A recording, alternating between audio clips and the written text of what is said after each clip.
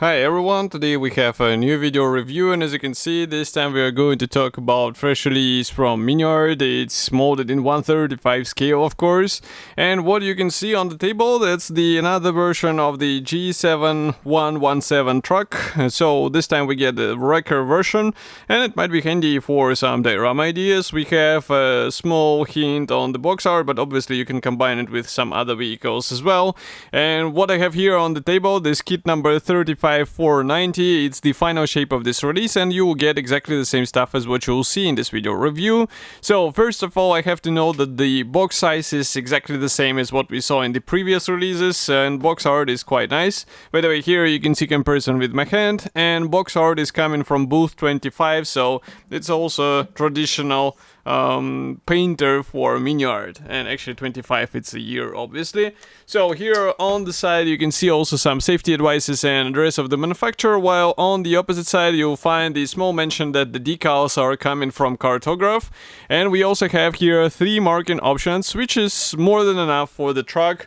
And of course you can find some additional references by yourself. So as you can see, it's a top opening box, and the inside we have all of the frames sealed into this one plastic bag. So I'm going to use scissors in order to open them, and then we will talk more about what is actually included here and why this kit might be a good addition for your vehicle diorama in 1/35 scale. In the meantime, I can also remind you that I reviewed the previous versions of this truck as well, so in case you're interested, you can find them easily on the same YouTube channel which you are watching right now. And believe me, some of them are definitely worth getting into or adding into the collection, because they offer you a lot of features for a quite reasonable price, and also you can build a very impressive models out of those parts. So, here we have... I just opened one plastic bag, and here is another sealed plastic bag, so just give me a second to open it. Maybe while I'm doing this, I can remind you that if you would like to see some particular kit in the video review, feel free to write in the comment section. And of course you can support this opportunity with the small donation, so that I will be able to purchase the kit you would like to see in the same video review style which you are watching right now. So I finally opened the plastic bag, and we are going to start with the clear sprue here, and I will just zoom in so that you can see what we are talking about here. So these parts are looking very good, and I'm not sure if masks are included. Traditionally Miniart just ignores this feature, and you will have to cut the stickers by yourself, but I think it's doable here.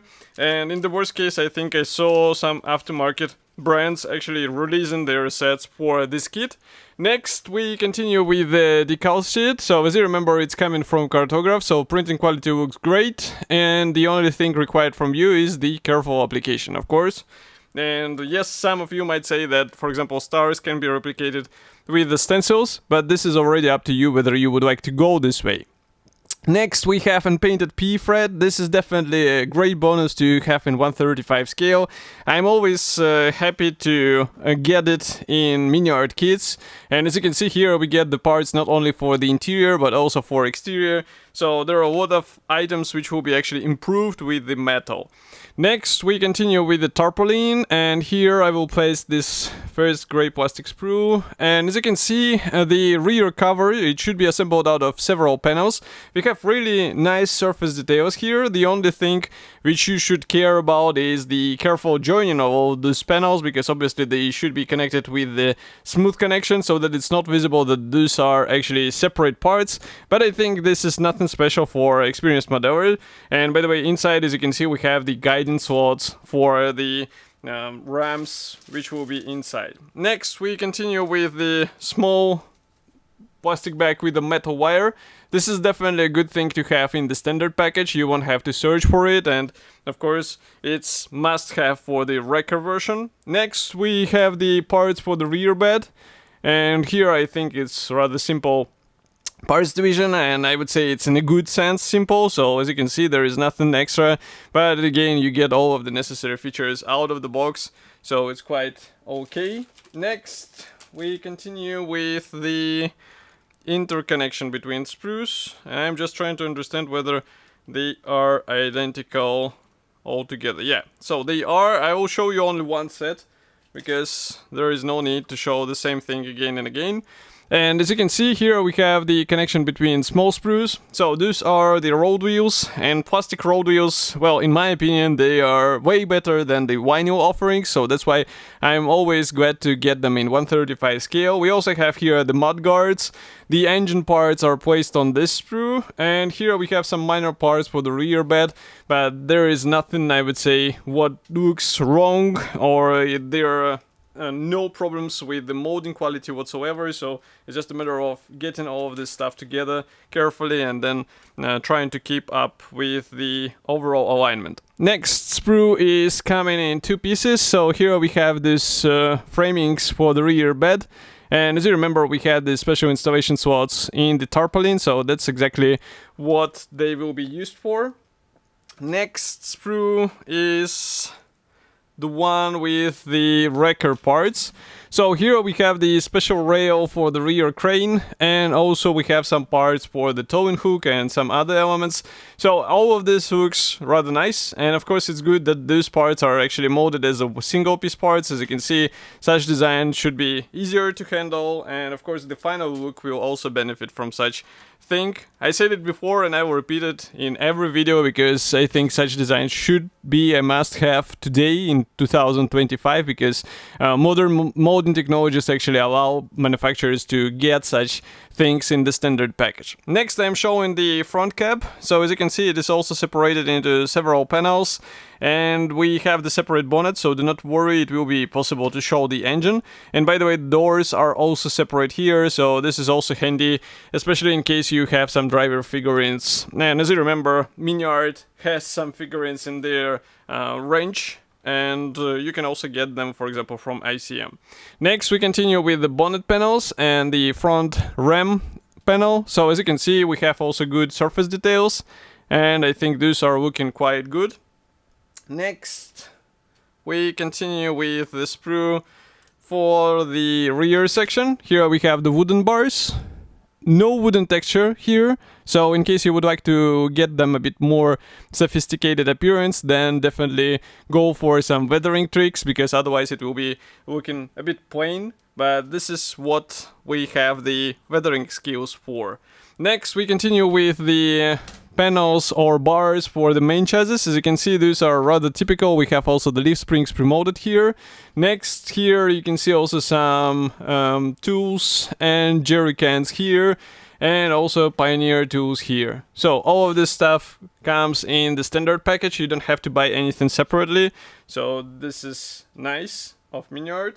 And next we have the last gray plastic sprue. So here we have more of the bonnet panels, but I guess these ones will not be used because today's version using slightly different type. But overall, the design is straightforward. By the way, here you can see also the separate bonnet, and also we have some parts for the engine compartment.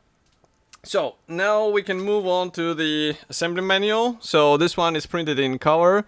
And I'll just zoom out a bit, maybe close the lenses so that you can see a bit more. So this is a color printed brochure. We have short list of the features here. Parts count is not written anymore. And here you can see the first marking option for this truck. Maybe I will close the lenses even more. Next we continue with the parts map, and here you can see also the main chassis assembly instructions. So as you can see straight away, you are working with PE parts, so be careful and use the good CA glue, because it will also define the appearance of the parts being installed on this main chassis. But overall the process is quite straightforward. It's just the paint work might take some time, because in some cases you need to paint the parts in advance, otherwise it will be very difficult to get to them, and this might be the case of the engine, of course. Next we continue with the front cab. So here you can see that the doors are assembled, and there are plenty of assembly options. For example, you can open the windows, close the windows. The same goes for the bonnet panels. As you can see here, we have the spare wheel, we have the windscreen in open or closed position. So there are a lot of things which you can vary in your build. And of course, the front grille can be assembled with the PE parts. As you can see, there are special shaping tools included in the kit. And the bonnet can be opened as well. It's, let's say, officially mentioned in the assembly manual. Next we continue with the rear bed, and here where the interesting stuff starts, because as you can see a lot of PE parts are involved. We also use the metal chain which we saw earlier, And here you can see also the tarp cover being assembled together with these special railings and the towing with the chain. And here, by the way, you can see the whole sub-assembly being installed onto the truck. This is the second marking option from 1944, and here is another third marking option from autumn 1944 in France. So overall, I think it's a great kit for all diorama builders or those modelers who would like to take a break from pure military vehicles. And of course, the overall quality looks great straight out of the box. Of course, I'll be happy to hear your opinion. What do you think about this kit? Write it here in the comment section below. And I will see you in the next video review as usual. Thank you for joining me today, and bye.